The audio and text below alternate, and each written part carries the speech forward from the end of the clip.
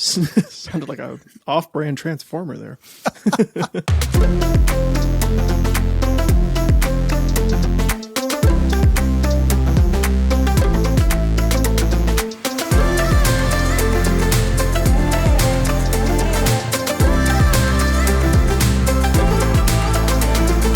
What is up, everybody? Welcome back to the ANAK podcast. My name is Alex Kratz, and today I'm joined once again by our dear friend, Malcolm Cottle. Welcome back to the podcast. Hey, man. Thanks for having me. I totally forgot, too, that you are now posting these on YouTube. So I apologize that my background is just absolute shite, especially compared to yours, which looks phenomenal these days. I'm currently in the process of moving from one room to another for my production room. So literally everything from 2 rooms is in one room right now. We just refinishing floors and painting the walls and doing replacing outlets and covers and all that kind of fun stuff. So this room is an absolute mess right now, but it's just barely functional enough for me to do stuff. So I do apologize that my background is not great. Yeah. And I'm supposed to be a videographer, so that's really embarrassing. People are supposed to listen to it anyway. It's mostly about the audio. But you're up in your game, and I feel like I'm not, and I'm just like, I'm not working as hard. You know as what? Chuck. It's good. I'm ahead in the video game for a brief moment right now, and that's I gotta feel good about myself here.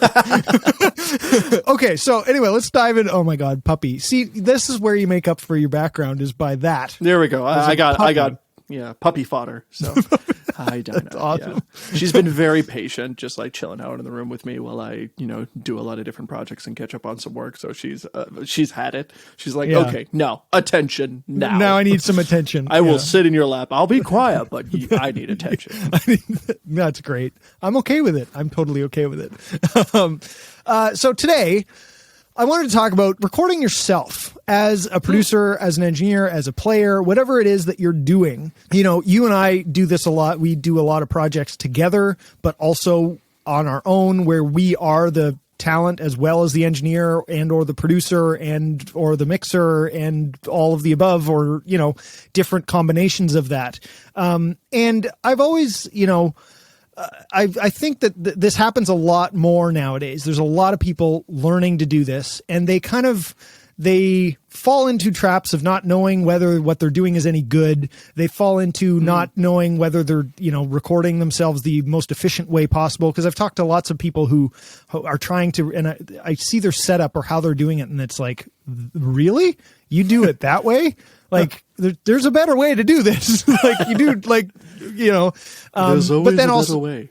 There's always a better way. But it goes beyond physically doing it and how to actually be able to record yourself, to actually knowing, is this any good?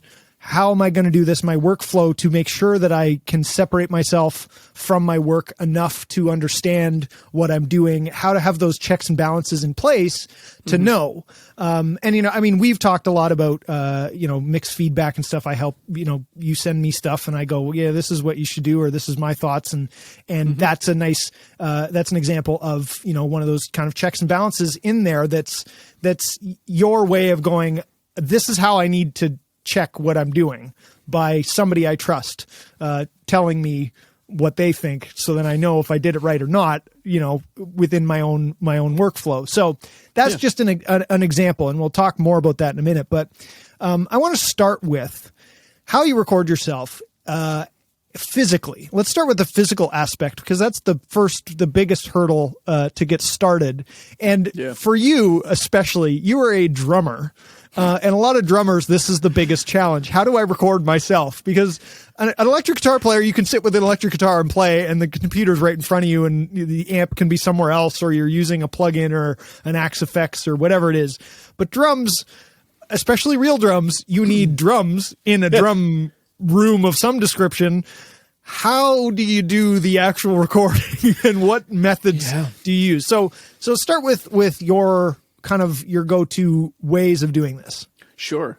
For me, doing the work physically to record, it's for me, it's all about kind of limiting the variables as much as I can. So an example of that is that, when I record my own music or do anything, for guitar, for example, I'm all DIs. I'm just DIs and amp sims on the other end, because that's one less thing I have to kind of coordinate by myself, as opposed to setting up a guitar amp in another room. And then that's like toing and froing that I would have to do, and miking and, doing all that kind of stuff. If I just DI right into my interface and then throw an amp sim on in post, that's limiting variables for me. And I think that goes a long way with your energy and your ability to kind of critically review your stuff. And the same with vocals too. I don't set my vocals up in a different room. I usually set up my mic right beside my desk. So I'm just like, so that it's just, the workflow is that much more simple. And I'm the kind of person too, where I've learned that breaking things up into stages helps a lot. So drums, for example, I like to get everything set up the day before I plan on recording, so that the day of is only hitting record. Right. That's something I've learned that goes a long way. I get much better tones. I'm in a much better headspace when I record, when I split those kinds of things up, because you get tired when you have to do everything yourself. Totally. I've learned that with shoots too. Like if I'm doing a shoot that's also live audio, I have to have everything set up the day before, and then I just walk in the next day and just hit record and do it. Right. So for recording drums on my own, I usually like to set the day before to be the setup day. So I'll get all the mics in place, put up any acoustic treatment that I have to do in my space. And I kind of get everything set up and like gain stage the night before, make sure my headphone mix is how I like it. And, get the drums all tuned up more or less the night before, so that the day of I'm just walking in, I'm adjusting the tuning, just to make sure they're tip top before I hit record. And then I'm just sitting down and hit record. Everything else has been taken care of. I know all the mics are in phase. I know that, the placement is good, all that kind of stuff. I find doing physical recording, especially when you have to handle a lot of gear, especially with drums, where most of my drum setups, I think I'm averaging between 10 and 12 mics on my kit. Yep. Fairly often. That's a lot to do. It's a lot of energy to set all that up and patch it and make sure everything's connected right and, everything's all working. All that kind of crap. Do it the day before.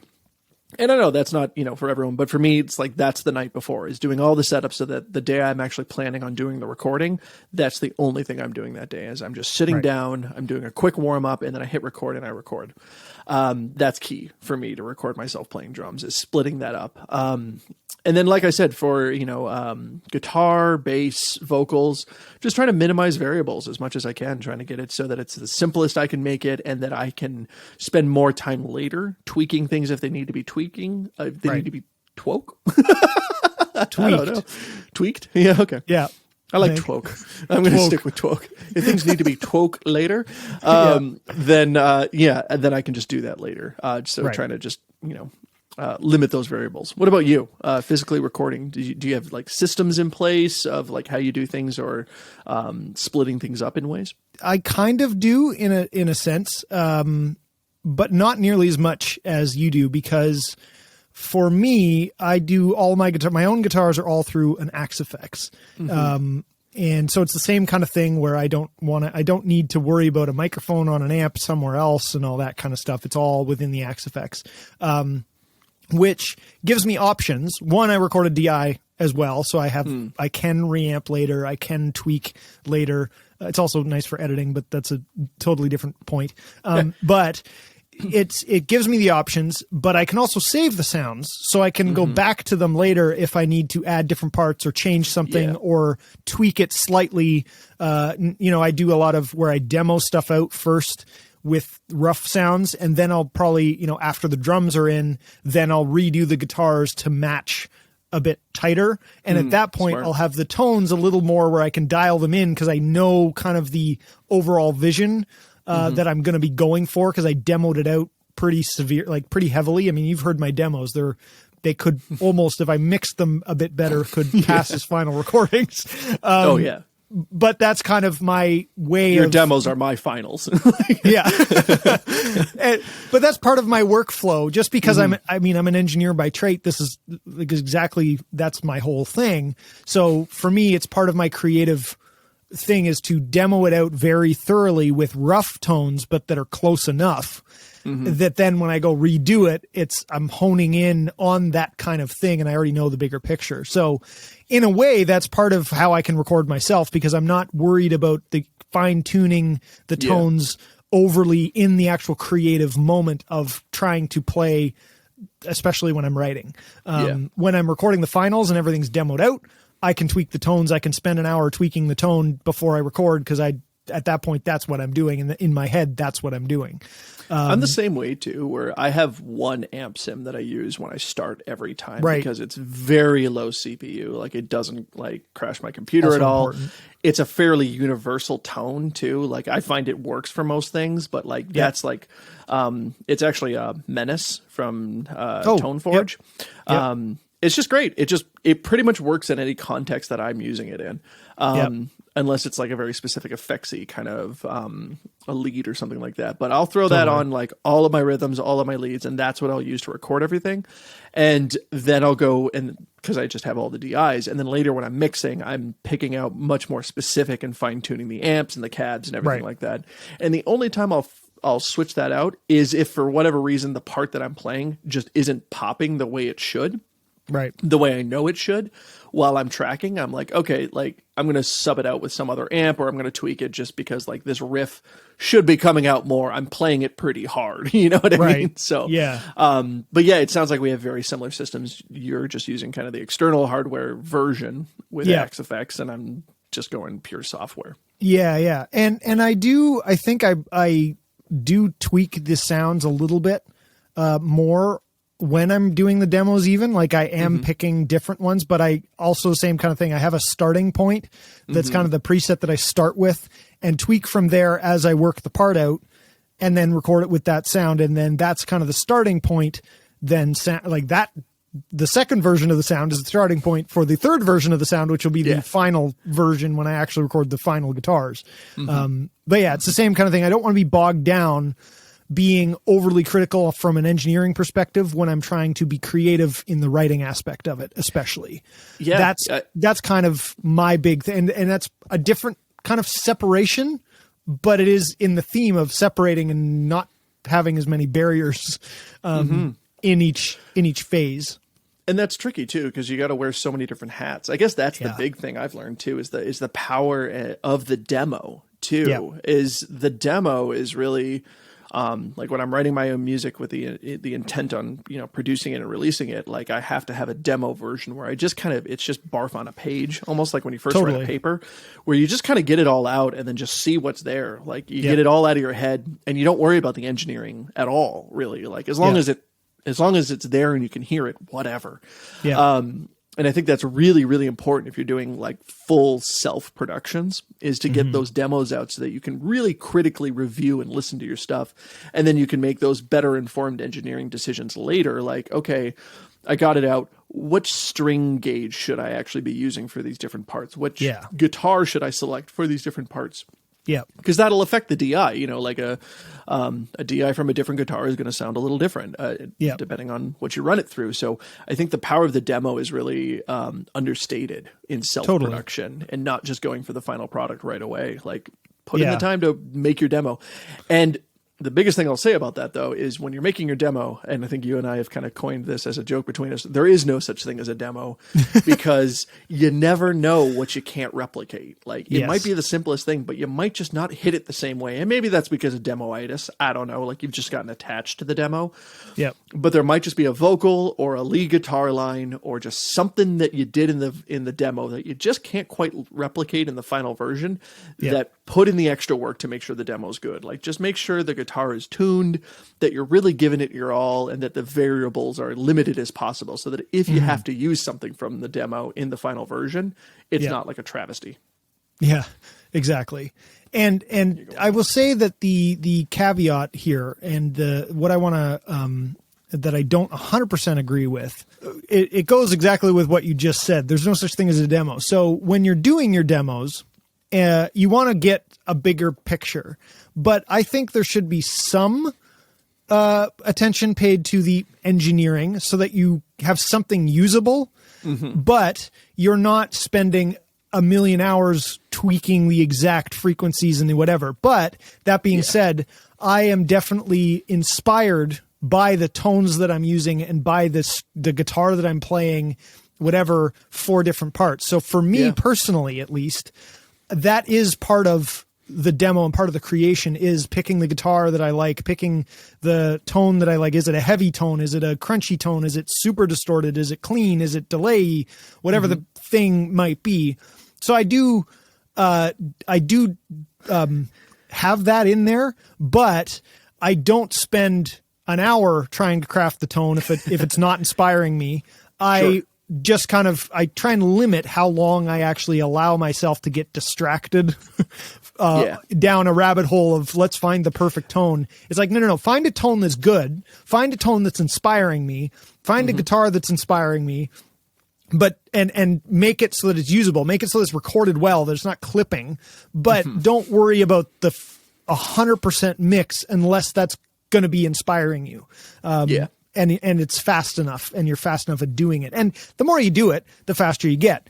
I mean, as somebody who's honed in on engineering for tons of different people, trying to do it as fast as possible for big clients and stuff, I've gotten better at that. So when I'm doing my own demos, that's why my demos can sound really good, is because that's second nature at that point. Half of that stuff is just like, that's throwing it together because that's just what I've honed in on in my brain.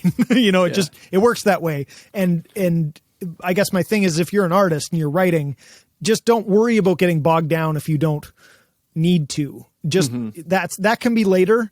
Get the ideas out, especially if you're the artist and you're writing.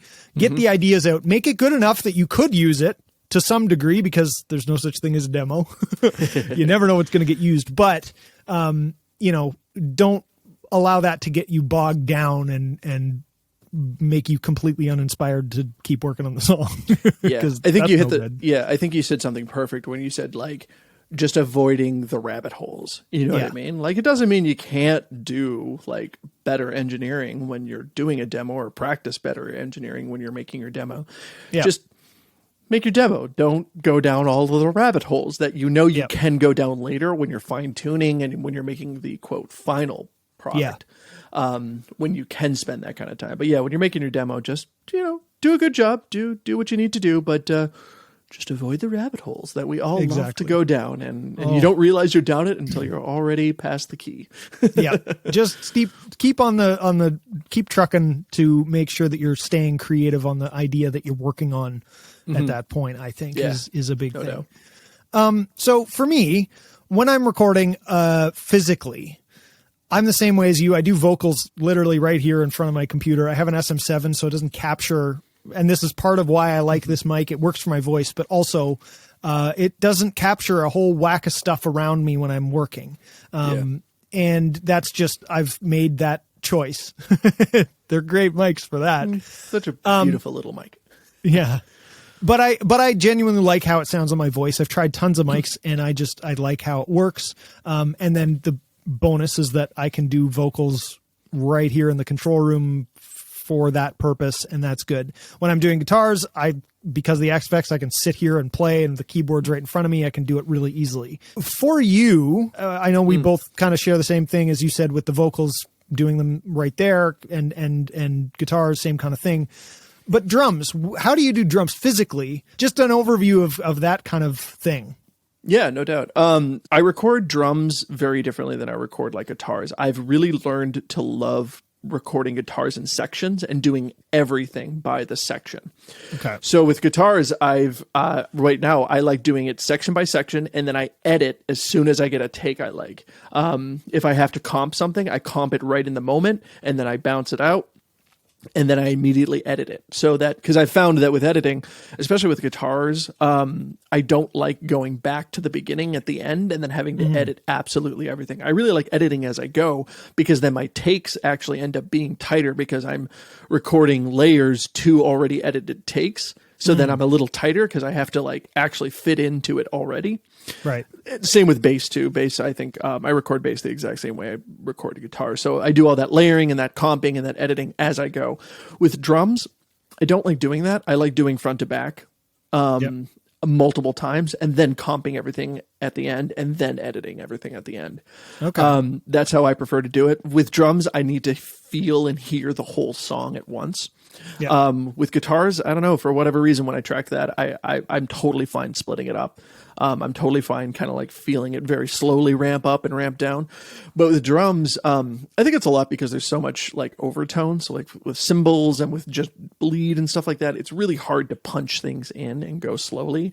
And that's just not how I like to drum. I like to drum with kind of very fluid motions. I've worked a long time on my technique to make it very fluid and very natural, so that the hard parts hit hard and the light parts feel light. With drums, for me, it has to be beginning to end. And then if I'm punching something in, it's very much like one fill that I just didn't feel I nailed, or just one thing here or there. But for the most part, it's beginning to end. I usually do somewhere between 4 and 6 takes of a song, depending on the song and the difficulty. I find right around there is the sweet spot. Usually the second take or the second to last take is my best. The reason it's always the second to last is because the last take is always what I say, okay, one more for insurance. You know what I mean? It's just like one more, and I'm not thinking about it that much. I'm just kind of going because I already know I got the good take. So it's always the second take because I got the jitters out. Or the second to last take, because that's the one that I felt like, okay, that one I nailed. I'm done. But yeah, for me, in terms of the actual like physical recording process, I have everything on my laptop, that usually is on top of the rig, with my interface. And then I'm usually, I don't know what you call it, satellite mobile with the iPad as like a control surface, basically. Logic's great for that because they have a compatible app that acts as a full control surface for the DAW. So I usually have the iPad right there on another drum stool, and that's what I'm using to hit record or back up and go to a different section. And again, because I put in the time for that day before to do all the actual engineering. Right. The day of is just performance. So I just need something that allows me to hit record and go back to the beginning without having to get up and get down every time. With drums too, because it's beginning to end, it's longer. I have to take like little breaks sometimes in between. It always kind of depends. Like if I feel after the third take that I'm making the same mistake again and again, I get up, walk around, kind of shake it off, mentally reset, get some water, sit back down. Whereas like recording guitar, I'll just sit there with coffee the whole day. And if it's like, screw that up, screw that up, screw that up, there was the one. Okay, moving on. You get micro breaks with guitars. Exactly. Yeah. So it's not as stressful. And the way I track my own guitar is I really don't keep anything I don't need. So I don't unnecessarily have take folders or comps or anything like that. I just record the section or the part until I nail it. Like I nail it. And I know I've nailed it. And I'm like, okay, great. Then that's done. Double it if I need a double, triple if I need a triple, or move on. I really don't keep like multiple takes or multiple comps anymore. I used to, especially with vocals, and I don't do that anymore too with vocals. I just keep, I do it until I nail it, and when I know I nailed it, I just move on. And then if later I find out I didn't nail it as much as I did, I just go back and redo it. You know, I don't keep 10,000 takes as opposed to with drums because it's beginning to end. So with that, I'll have the 5 takes, and then in post, I'll go in, comp it to hell. Right. So that it's like the perfect take of drums, and then I go in, chop it all up, and grid it all and everything like that, depending on the genre and the song. Right. Yeah. One thing I just want to touch on real quick. When you're getting set up, when you're getting your engineering ready and you're getting the drums ready, you set up the microphones, you mic up the kit, you patch it all. It's all, you can, clap in the room and you see the mics are working.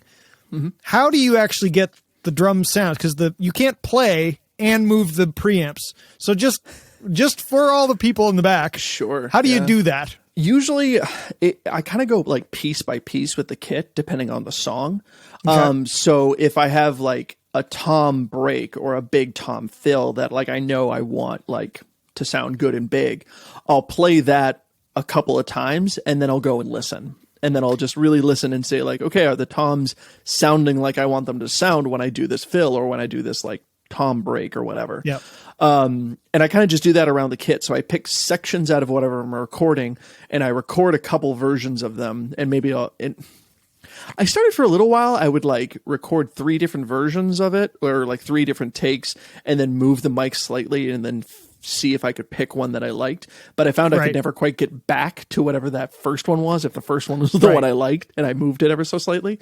So I started just doing like, okay, do a little tom fill break, play it a couple times, go and listen to it. Am I happy with the sounds? Yep. Is everything in phase? Yep. Okay. Toms are clearly mic'd up well. Same with the kick, same with the snare. Okay, move to cymbals and general kick sound or kit sound. Are the rooms sounding the way I like? That's how I tend to break it up, is I just record and go and check. And if it looks right, if it sounds right, it is right, I move on. If not, then I'll experiment moving the room mics back, moving the room mics in, moving the kick tends to be one place where I experiment a lot in terms of, I use two mics on the kick. I have the Beta 91A on the inside, which usually doesn't move that much, but then the other mic I usually put somewhere in the porthole, and that'll change ever so slightly depending on what I'm doing, how much like boomy, bassy sound I need, and as opposed to getting a little bit more punch. Yeah, that's pretty much the methodology, is get everything set up and then do the testing, and just play little sections of the song, listen back to them, and if they need to be changed, kind of then just like stand there and think about it for a minute, like, okay, I don't like the kick. Why don't I like the kick? It's not attacky enough. Okay, move the mics in a little bit. Yeah. Play some more kick in context. Listen back. Yeah, that's more what I'm looking for. Listen to the toms in a tom break. There's not enough attack to them. Okay, move the mics a little closer. Now there's not enough like resonance. Move them back a little bit. Don't point them directly at the center. Point them a little bit more rim, so I'm getting a little bit more body. Whatever. All those kinds of little things. Yeah. Just record a snippet. Listen to it critically. Make a decision. Try it. If that works, move on.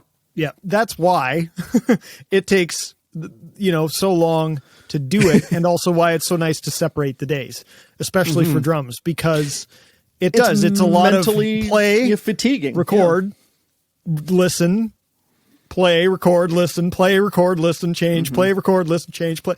Like, it's a loop. And, after a while, you're like, oh, now I don't really want to play the song right. You need a break. You need a minute at least, a little bit of time, if not the next day, to separate yourself from that, because it's exhausting. And sometimes I'll get lucky and like put a lot of things together into a day, so that like I am sort of recording drums for like multiple projects in the same day. So like maybe I'll shoot a cover at the same day I'm doing like something for you, while also doing like a Sons of Horus track or something like that. Like I try to group them together so that all of that effort isn't just for one thing at a time. Totally. Yeah. But yeah, it's a lot of back and forth, and it's a lot of just testing, adjusting, testing, adjusting. And again, you were absolutely right. That's why I separated out. One day is engineering and testing and making sure it's all sounding the way it should sound. The next day is the actual performance day. And that's not as fatiguing when you have someone like, an engineer that is in a studio, and all you have to do is just hit the snare drum over and over and over, while an assistant runs back and forth and like nudges the mic back and forth, while a producer is in the control room saying like, more body. Yeah. But when you have to wear all three of those hats yourself, you gotta separate it out. You have to play, so you have to make sure you're playing like you want to play the song. You can't half-ass that's the hardest part. You need to make sure you're doing that. Then you have to listen to it critically and think, is this the right sound for what I'm going for? Which takes a different part of your brain to think, about the tone, not how you played it. And then you got to think about how do I fix what I need to fix, being the engineer, going, okay, I need more attack. So what does that mean for the mic on this tom? Is it the tom needs to be a different tom, or does it need to be a different skin, or does it need to be tightened up, or does it need to be a different mic, or does the mic need to move? You have to figure out, how am I going to fix this issue? And then you have to be the assistant and go and do it. And then you have to go back to being the player and play. And that's why it is fatiguing. Whereas in the studio, when you have an engineer, you literally, the engineer and the assistant get it all set up, and then you go down, sit and play drums for 20 minutes. And next thing you know, it's like, cool, you're done. Come listen to it. And it's good, and then you're like, okay, I'm going to go have a coffee, and then I'll come in and play the track 5 times. We're done. Like, that's it. And sometimes too, when you're a one-man band, literally, knowing kind of like where you're going with it will also help your engineering process. So like, in video production, I say shoot to edit. Right. is kind of a phrase I use, is like I shoot a scene specifically how I already know how I'm going to edit it together. So that saves some time in terms of coverage and things like that. Yeah. But if I'm working on a track where I know it's going to be fully sample replaced, I don't worry so much about like the quality of the direct mic on the toms. Right. I just make sure that visually I see very strong transients so that for sample replacement, it's really easy for someone like you or for someone like me. Yep. Because I know what the output of that is going to be. So that I think goes into one-man banding as well, because you just, if you know how you're going to use it, you can do it a little bit faster. For example, and you know, like maybe I'll physically play the drums, but maybe I know I'm probably going to replace it all with MIDI in the end, just so it's easier to mix. So then I'm not going to worry about the tones at all. I'm only going to worry about really, really strong transients, so I can just convert all of those little bits of information into MIDI. Yeah. And then quantize it that much faster. Or I'm going to send it to you, and I know you're not going to use the direct mic that much. You're going to have a crazy awesome sample you're going to put over top of it. But to contrast that, I had a session that I was working on where I actually didn't want any samples used. I wanted all natural tones. And for that, I outsourced the opinion to you, actually. So what I did was I engineered all the drums and got them all mic'd up and everything like that. And then I recorded a couple takes of one song. And then I just sent you the multi-tracks of those. And I said, what do you think of these? If these were your sources, like what would you wish was there or what wasn't there? Like give me some feedback on them, because I wanted to make sure that the drums sounded as good as they possibly could from the source. Yeah, because I knew I wasn't going to do any sample replacement. So that was a great example of just outsourcing just feedback. And I guess that's something I do as a solo production too, is I have 3 different people that I send stuff to on a fairly regular basis. I send my tracks to you for kind of mix opinions and arrangement opinions. Yeah. I send my songs to Emmett O'Reilly because he's the best songwriter I know, and I always want his feedback just on songwriting and stuff like that. And then I send them to my other really good friend Tristan Matheson, because he can kind of give me just a consumer point of view. Totally. He doesn't really have like a technical background in music or music production, so he's really great to get feedback from, because he'll give me a very just average kind of consumer. He just likes metal and likes hard rock. He likes just good songs. So if he texts me back and says, "Yeah, man, banger, well done," I'm like, okay, great. That's good. Yeah. This is good. This is exactly what I'm looking for. Like, yeah. Totally. If he includes the fire emoji, I'm walking on clouds that day. Like, oh, got the fire emoji. Yeah. But it is very true though. Having different people that you trust, that I'm going to give you my honest opinion. If it's trash, I'm going to say, Malcolm, this is trash.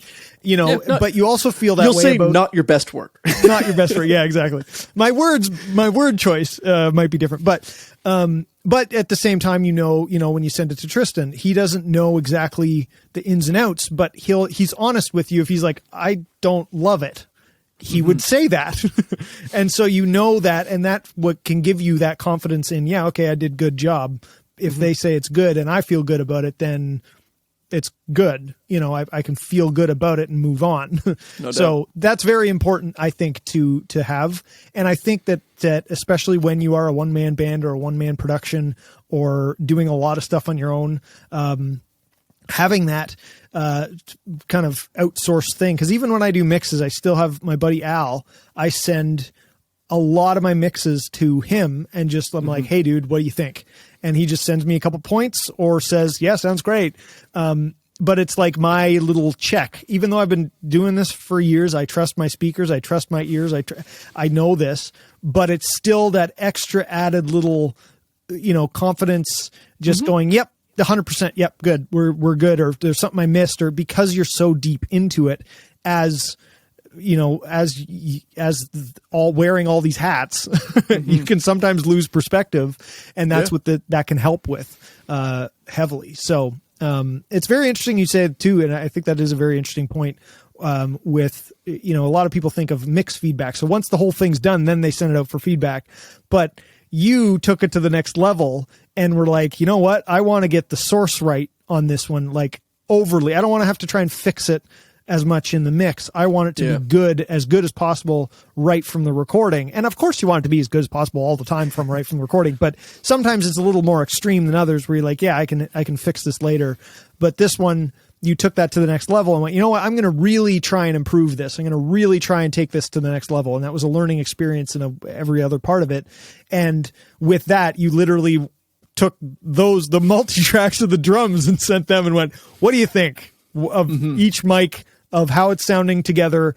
Like, go through each one. Cause it's, for that, you have to send each mic, because I can't tell you how the snare sounds if it's bleeding from the toms, and I'm like, oh, it's really roomy. Well, yeah, because the toms are really roomy. You know what I mean? Like, yeah, and I couldn't just send you a mix down of just like all the drum mics. It doesn't mixed work, down, because like then the way I mix them might really affect. Like you needed to hear the source of all of those mics and how they were working together. Yeah. Yeah. It's very true, and that's also a tough part sometimes with mixed feedback. And I mean, you've heard my mixed feedback where I'm like, I think you're doing this, and I think this is what you need to do differently, but sometimes that's not the case. I did mixed feedback for somebody once, and I got feedback on it, and they said everything was really, really good, and blah, blah, blah, blah. Like, they were really happy with it, and their email back to me was, this is amazing, and all this kind of stuff. But they said, but there was no guitar in the chorus. And I'm like, okay, then obviously you have a synth that's fooling me to think it's a guitar. But I mean, I don't know. I'm listening and I'm thinking it's a guitar, but obviously it's not. Sure. But sometimes you just can't tell, and that's just the reality of it.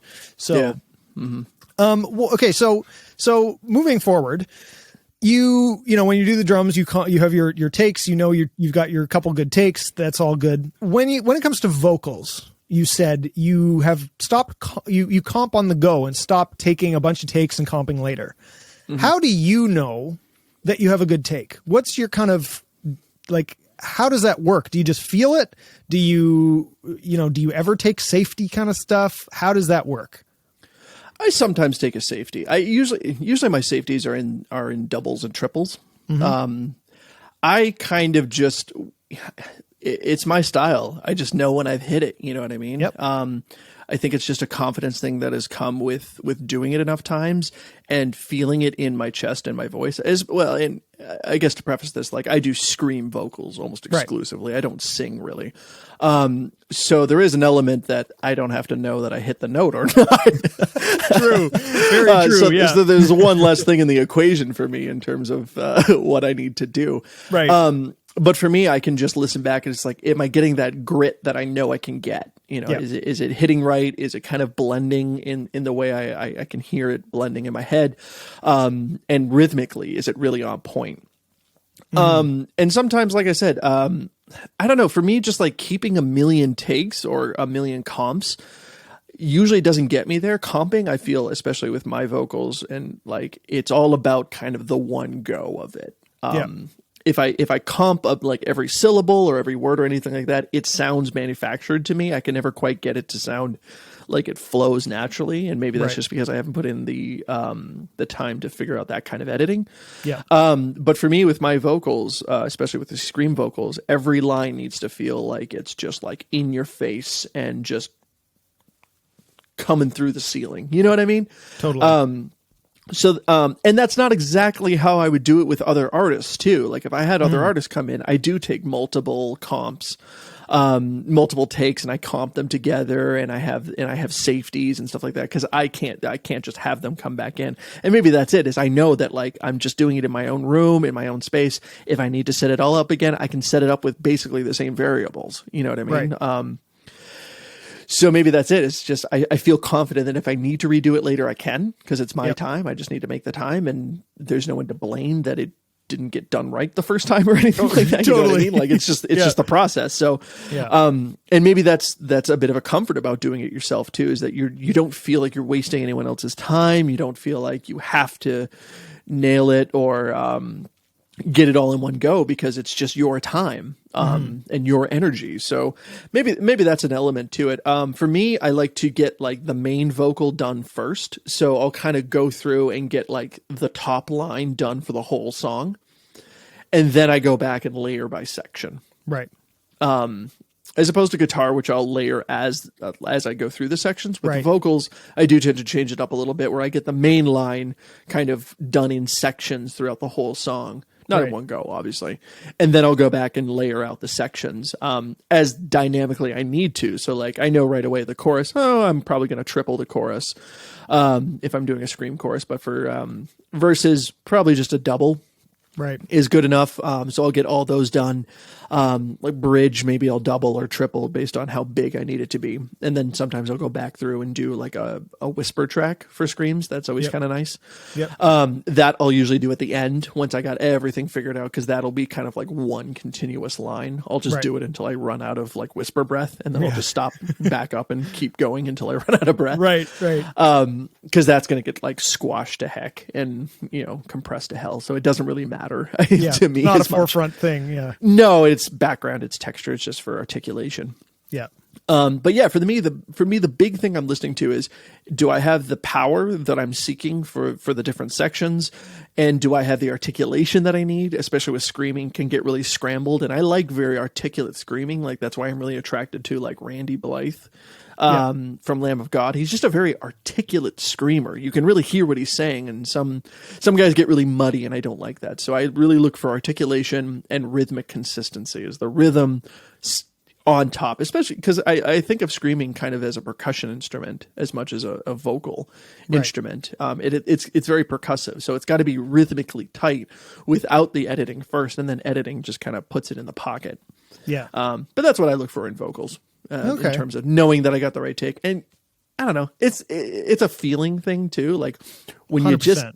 When you get that right take, you can feel it, and you're just like, oh, this is going to be good. And you back it up, and you hit play, and you're like, yeah. Yep, that was the one. Okay, we can move on.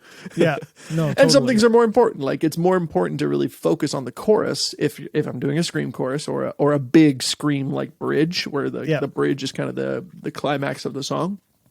I'll spend more time on that to get it like really, really good. Whereas the verse, like, screaming in a verse is a little passive. Like you're kind of getting through it to get back to the chorus. So I don't always waste as much time getting the verse perfect as I will like the chorus that I really want it to like smack and groove and feel. Right. It's interesting. So I do it a little bit differently. It sort of. I don't do a lot of takes where I keep a whole whack of takes for myself. I'm the same way where I do that with other artists when I'm working with other people. I take a bunch of takes. I keep it all. I comp it later, and that kind of thing. But for vocals for myself, I'm like, as soon as I get the take that I like, I double it and then I triple it right off the bat. Done. And I actually do doubles and triples for the whole song. Oh, wow. And I do the lead vocal first. But I do the whole song with doubles and triples automatically, because if I don't like something, then I at least have a triple that I could use instead. Like I have two backups for the whole song in case. And I love editing. I've talked about this a lot. So I'm totally okay if I have three options, and later on down the line, if I'm like, oh, that lead actually wasn't great, I'll use the other one. Then I can use that, and I can still make the lead. The lead, nothing is going to be so far off that I can't edit it into place, especially if it's like the triple. It might sound a bit wonky if you solo it sometimes, but that's fine. But that's not what you're supposed to do anyway. So exactly. So I don't overly care. In that way, because I'm just going to edit it all together anyway to make it sound like one big edited perfect vocal anyway. And I love the sound of the way that I edit my vocals, making it really tight and really perfect. So I'm not looking for too much pitch wise, and I do a lot more singing and more aggressive singing kind of vocals as well. So I do have to worry about pitch and worry about the actual melodies that I'm doing, but I don't have to try and make it super, super perfect, because I'm like, I'm going to tune the hell out of this anyway. So that's totally fine. And just a quick note on that, something that really opened my eyes and kind of blew my mind apart was, I can't remember where I got this. I heard someone say once in reference to engineering vocals and stuff like that, that you can always tune a vocal. You can't tune emotion. that you can't like add emotion in post. There's no plug-in to like up the emotion of a vocal. Totally. So so when you're tracking, it's so much more important to really focus on the emotion and emoting through the vocal lines than it is to make sure that they're hitting every note absolutely perfect. Because you can always, because really, if they get the right emotion across for the song, you can tune it to the right note. You can't tune emotion. And that was one of those moments. I don't remember where I heard it, whether it was a podcast or a YouTube video, but it was, when I heard it, it was just like, whoa.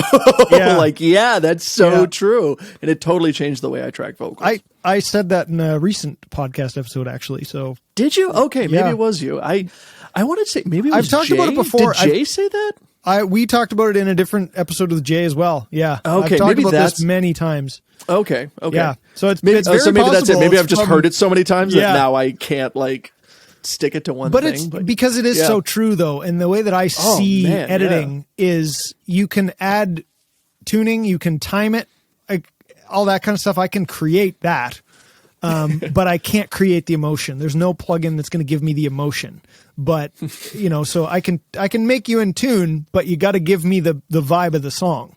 So that's how I kind of go after my own vocals, and I think that's also why I barely do a lot of takes. Like I get it right, and then I double it, and then I triple it. I'm not even like, oh, was that one like the right? I'm like, honestly, I could do this line 20 times and still not be 100% certain. So is it good enough that I can edit it? And did it get the point across? Do I feel like the emotion is there? Yes. Then it's good. I'm not super picky. Like some vocalists are really in tune with that. I'm personally not. Because I think it's because I edit it so heavily that I'm like, it doesn't matter to me. it's gonna be perfect in the end. So maybe it's part of that. But I mean, I make it good, but I don't worry too heavily about it. But then I have those backups of doubles and triples in case. Smart. I'm like, ooh, that didn't work. And then I saved my ass before. It's really helpful. And so I do the lead vocal all the way through. And then if I have any like main lead layers that I need, sometimes I do like a low lead and a high lead for like a chorus. And I'll do that as well at the same time. And then I'll go back and start doing backgrounds. And backgrounds, I just, as long as it's the right melody-ish and it's in time and it's the right wording, it's good enough because they're buried in the mix half the time and they're tuned to fit the vocal, the lead. So I'm like, it's perfect. Do you add many like gang vocals or like try to make like a crowd out of yourself? Do you ever do that? I not too much in terms of, I mean, sometimes I do make like a gang where I'm doing different types of shouting, but I just do so many, and you've seen my vocals before when you get them. I do so many layers of harmonies and stuff that it's like a choir more than a gang to me. Yeah, sure. But yeah, do if I do use any special techniques to achieve that, to make it sound more like it's not just one person doing 20 takes? I to a degree, when I'm doing backgrounds, like harmony, more harmony style, I don't care. It's the same vocalist. It's the same sound. I will manipulate it and post how I want it to sit in the mix. That's totally fine.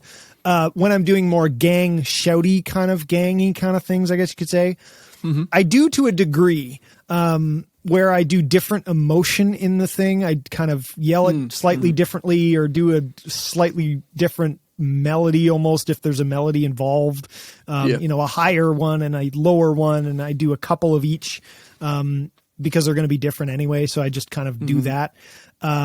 And then I don't do a lot of the like step back a foot and do another 3 and then step back 2 feet and do another. I don't do that. I'm like, if I want it to be further away, I'll add more reverb to the ones that are further away.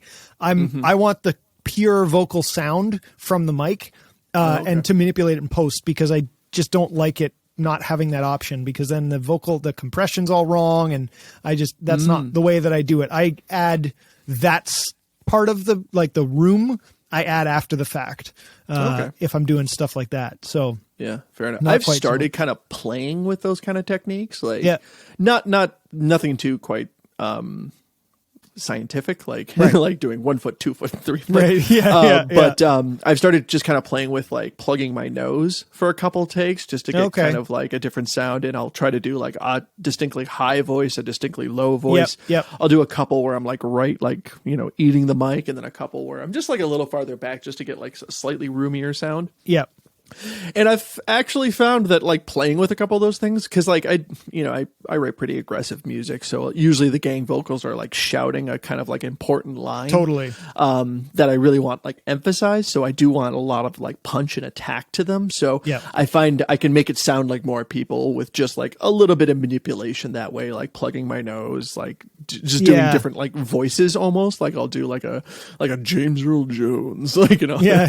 Totally. This is the end. And then this is the end. And just once you compress them and mix them all together and then throw them in a big room, like it sounds like more people. Totally. It doesn't just sound like more of me.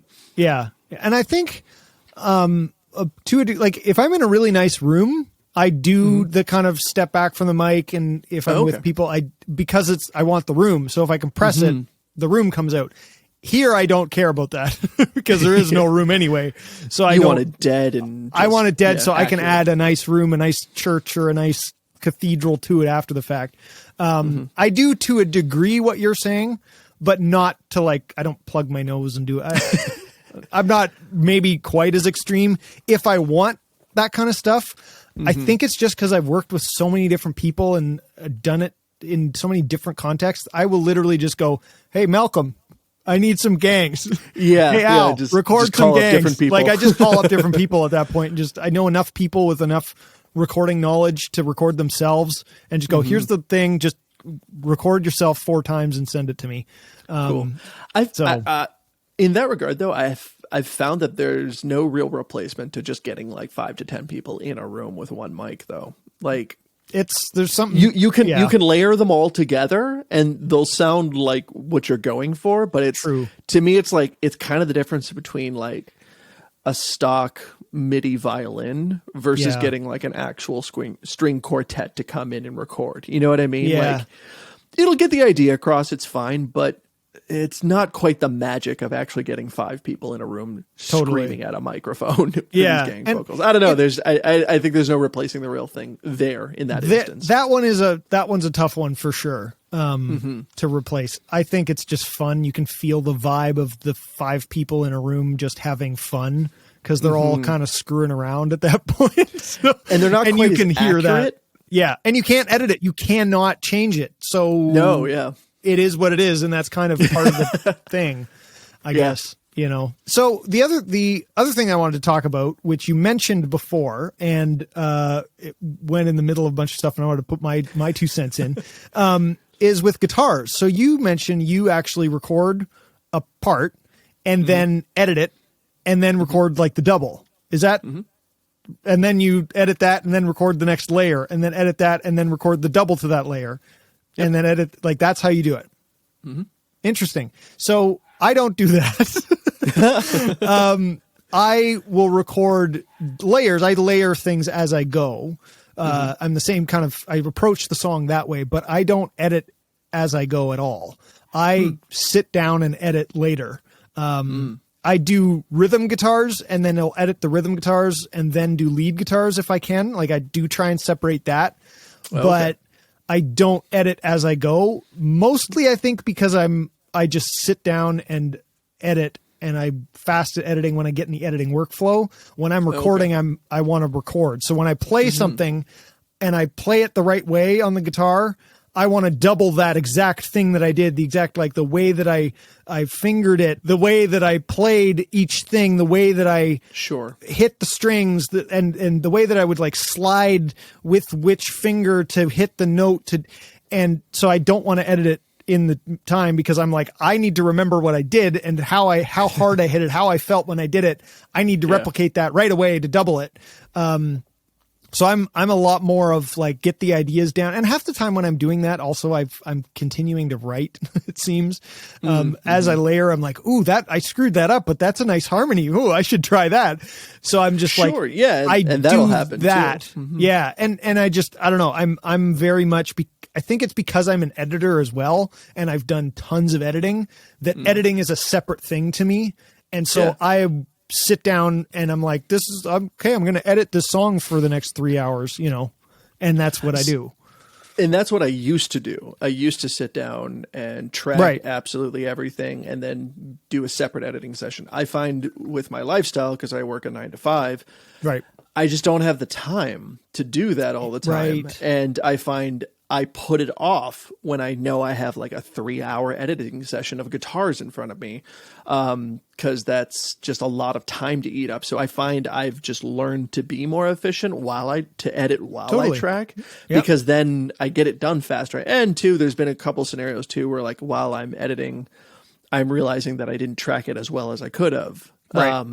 And it's making the edit harder because of the way I tracked it, because it sounded muddled. I thought I nailed it, but because I was recording the fourth guitar of the same part, it was such a muddied sound that like I didn't actually do that take very well at all. Right. Whereas I find if I edit as I go, I right away know if I got the part right or not, because it's going to sound very off compared to the 3 gridded guitars that have already been done.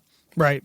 Yeah. So for me, that's just a simple, I think, workflow that I've really gotten used to. And I find if you do it in smaller chunks too, I've just found, especially with Logic, you pull up flex time, and then you put in your cuts, and then you can actually just quantize it, audio, once you put in those little markers. So then that's a little faster too. And if you do it in smaller chunks, it's easier to, calibrate the quantization a little bit more accurately to 16th notes or 18th or 8th notes. Right. So then they'll snap pretty much where you want them. And then it's very quick to just listen. And it's not fatiguing very much to listen to a short section of guitar once to make sure that it snapped correctly, and then fix the ones that didn't snap the right way. Right. And again, that's just kind of my solo workflow. I find chunking everything up a little bit more. Yeah. So that nothing feels like it's going to take as many hours at a time where I'm just doing one thing. Totally. My mind can just kind of keep up and stay in the zone a little longer, because I'm not just sitting there leaning back like move transient, move transient, move transient. Like I'm a little just more engaged. You know? Yeah. No, totally. That makes total sense. And you're totally right, where the mental game is also a big thing, especially when you're doing everything yourself. You have to be able to stay engaged, and if that's what works, then that's what works. For me, it's separating it, and that's what works, because I like sitting down to just edit.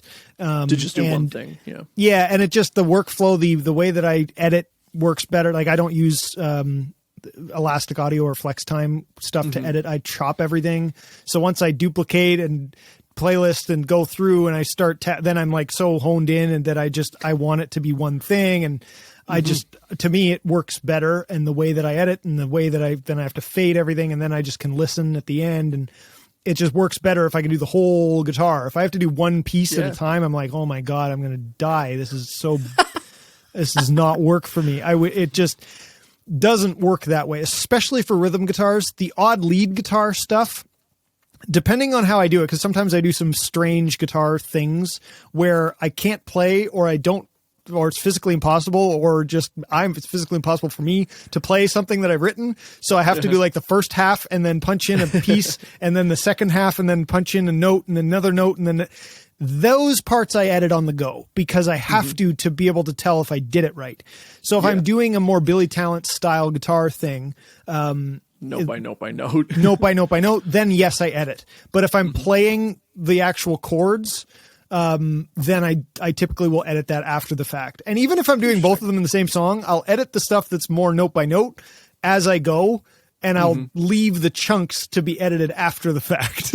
That makes sense. So just different.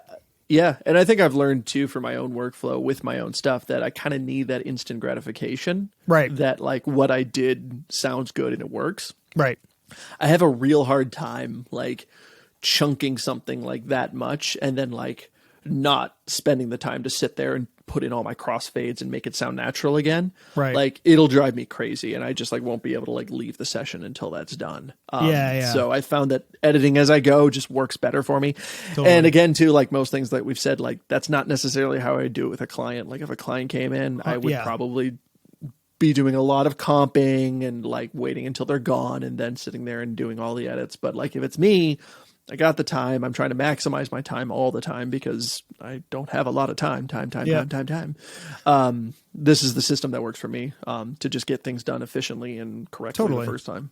And I think to kind of summarize that point is actually, I think one of the biggest things is when you're working with a client, you are the engineer or the engineer producer, whatever. That's the role you're playing. You're not trying to be the creative. You're not trying to get the emotion. You are literally sitting there waiting for them to sing or play or whatever.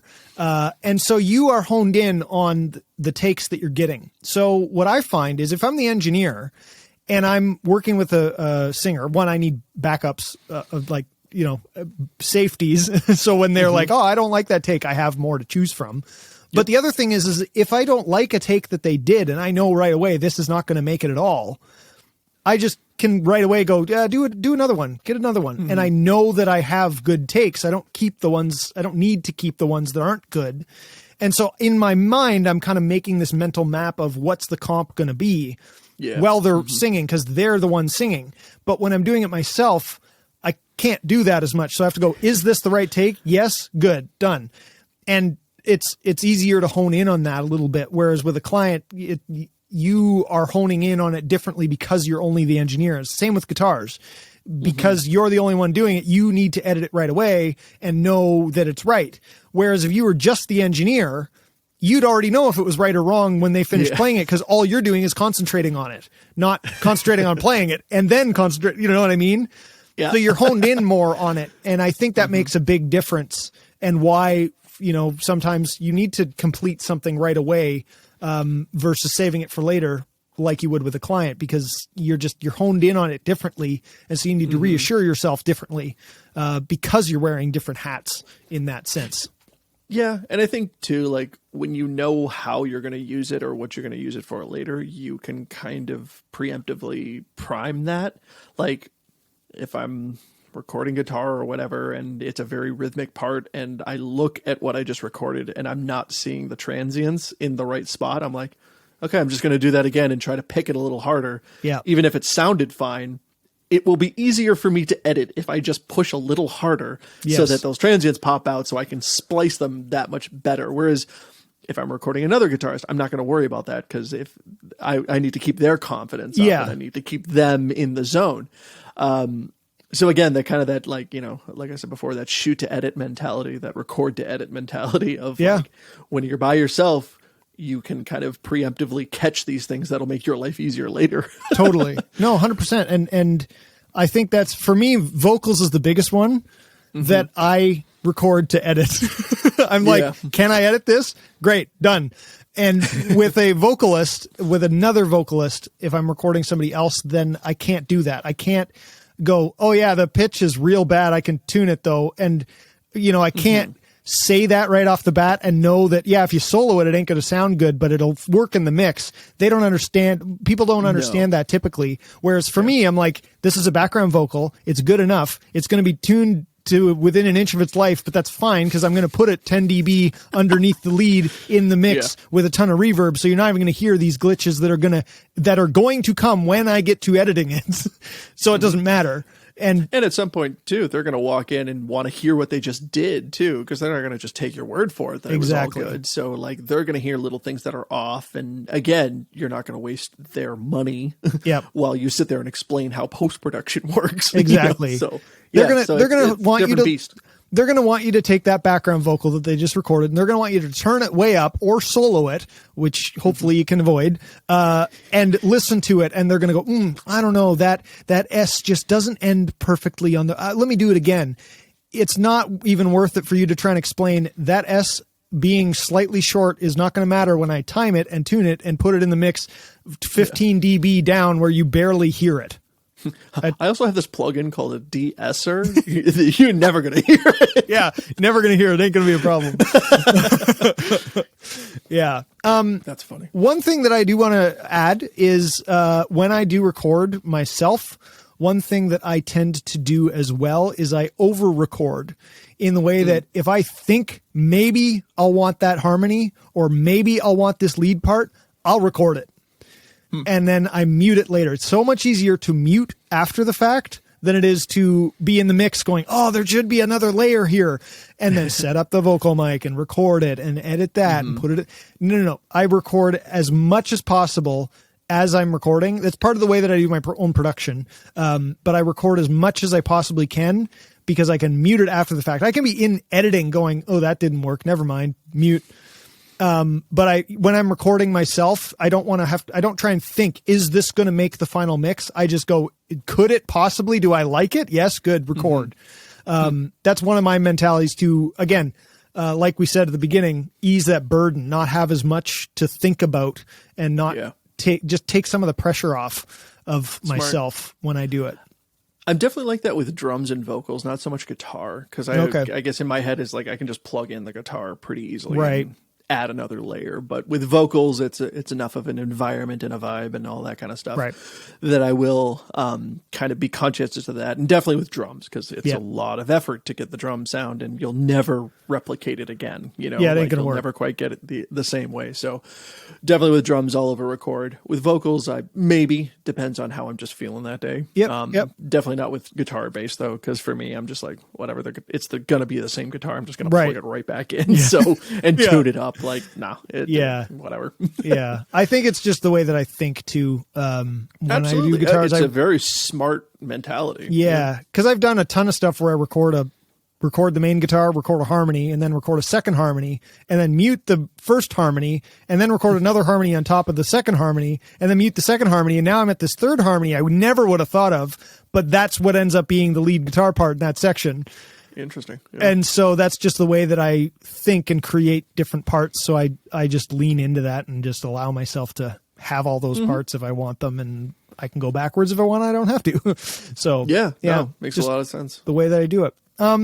So to kind of wrap up here, one question that I did want to ask you is, with all of this, when you're in you're doing everything yourself. Do you think that having that control over all of the aspects of the tones that you're getting, of the playing it and being able to decide whether it's, the right take or not, every aspect of this, you have control over so much of it.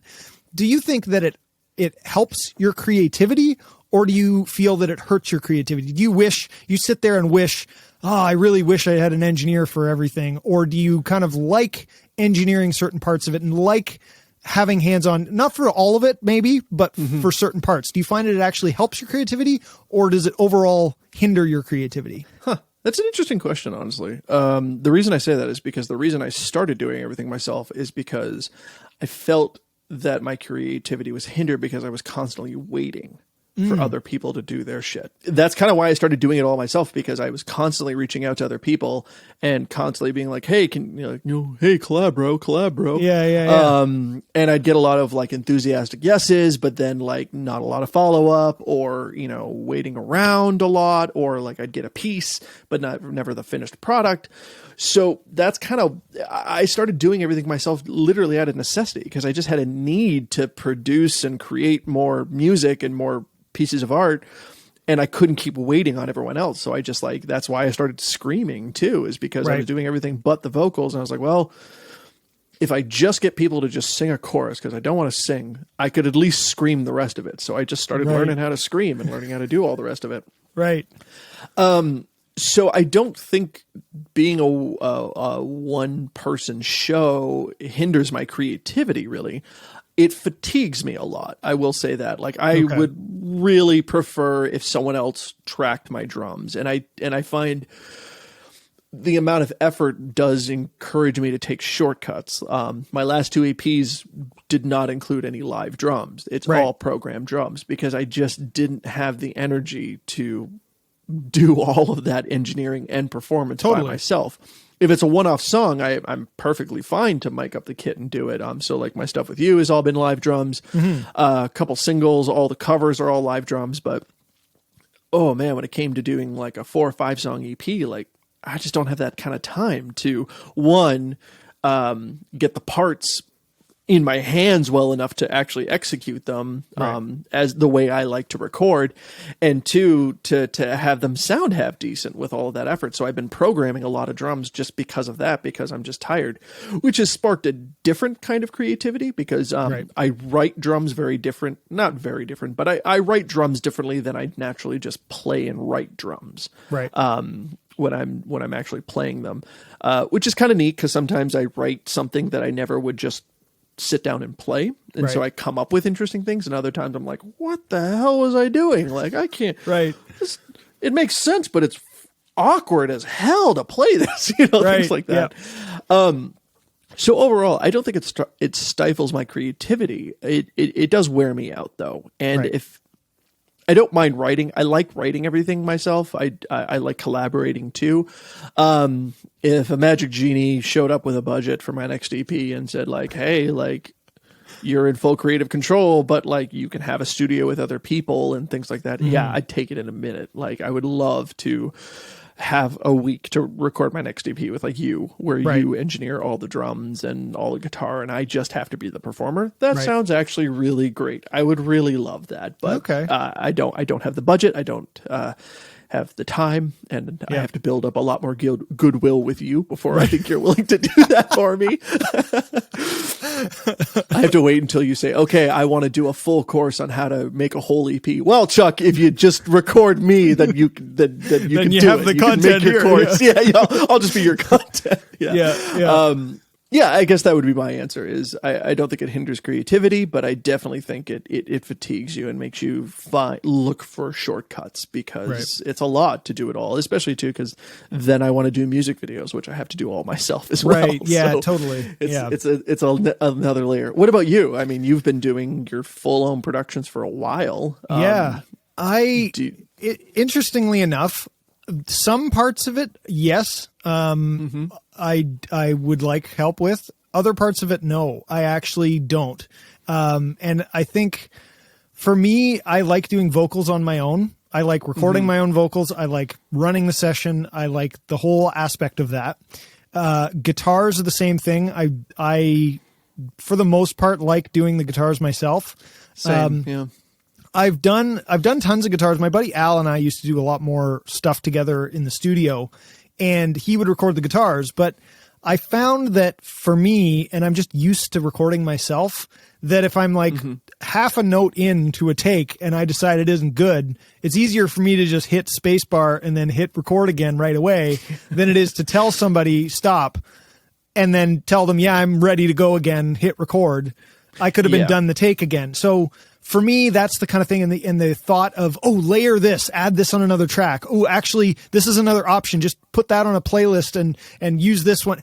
And I think, for that kind of stuff, I like doing it myself. I like having the operation of that kind of thing. So for a lot of stuff, I actually really like doing it all myself. And even when I have a studio available, even when I have that kind of space, I do actually really like the control that I can do for my own thing. I like having people to bounce ideas off of, and having that kind of collab, or just feedback, even guitar tones. Like when Al used to help me, I would sometimes record my own guitars, but he would help me get the guitar tones, and dial stuff in. That stuff is really nice to have a second set of ears. I don't have drums to deal with. So drums, I like when I don't have to do the drums. When I'm writing, I'm like, oh my God, I can't wait till, Malcolm gets his hands on this. Cause like I'm out of ideas. I need drums. So that kind of stuff, that's where I like somebody else. And that's where I like studios, and that's where I like to do other things. But in terms of guitars and vocals, which is the main bulk of what I actually do, I like recording myself. I don't think, even if I had the budget, I would get another engineer and to do the vocals and guitars. I would probably still do it myself. Interesting. Yeah. Yeah, I'm inclined to agree with you there. There is just something so easy, like, Command Z for me. Anytime I'm just like, nope, that wasn't it. Command Z, just like make it disappear. Yeah. It's not worth keeping. It's not worth discussing. Like, Exactly. try it again. I really love that power and that, not feeling like you're under a spotlight or, wasting someone else's time or having to over-explain anything to anyone else. That is really nice. Yeah. And trying stuff for me when I try, especially vocally, I'm like, I'm not a great vocalist. I get there in the end, but I try a lot of stuff and there's a lot of weird noises that happen. And I like just being able to do that myself and go like, oh, that would be a great harmony. Let me try it. And it's like, I start and it's like, woo, not hitting that note. That wasn't it. And I don't love that kind of thing in front of other people. I've done it before with engineers that I trust, and like Al and I used to do it a lot more, and I got comfy with him, so then it was okay because we could joke about it, but it was the same kind of like. It's just easier for me because sometimes I'll do 1, 2, 3, 4 words at a time. And it's like, I don't want to have to try and explain to somebody, this is what I want to hear. This is where I'm punching in. I just can do it myself. Yeah. So I've thought about that too, in terms of just like the way you kind of realize you need to break it up and like not having to try to explain to someone, okay, go ahead and make 3 tracks and I'm going to, say this word on track 1 and these 2 words on track 2. Exactly. And then the in-between word on track 3. And then you need to put it like, then you can put it on the track after the fact. Yeah. Where I'm at the point where I'm telling you which tracks to make and stuff like that, I'm either not working with the right person or it's just easier for me to do it. And it's got nothing to do with anybody else. It's just easier for my brain because I'm an engineer and I think that way.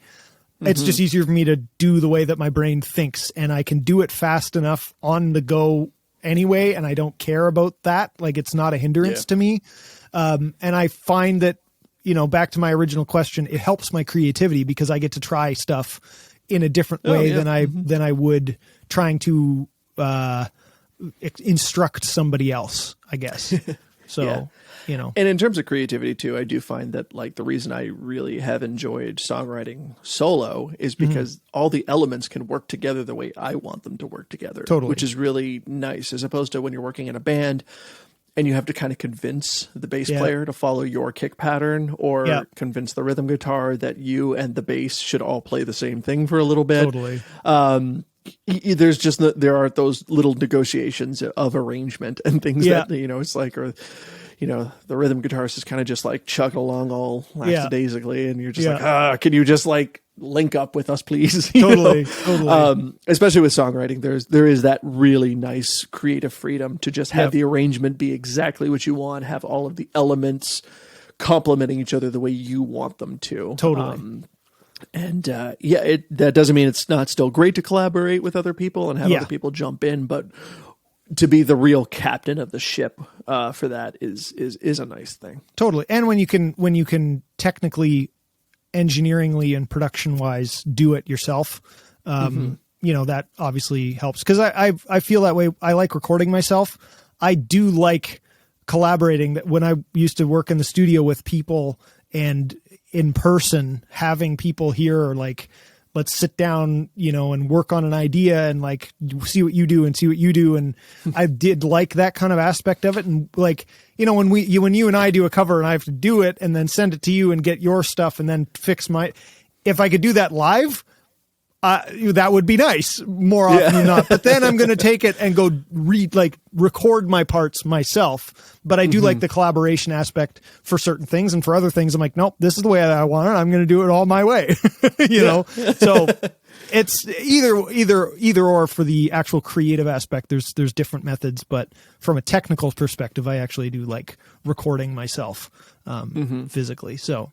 But I think that is a great place to end. I think this has been a really interesting discussion, and it's been good. Some of the things that we aligned on, I was like, yeah, that makes sense. And some of the things I very interestingly was like, I never thought about doing it that way, or just that doesn't work for me, or very interesting. But yeah, so thank you, Malcolm, for being on the podcast once again. Always a pleasure to have you here and have these fantastic My discussions. pleasure. Thank you, Chuck. Yeah. Thanks, man. Thanks for having me on.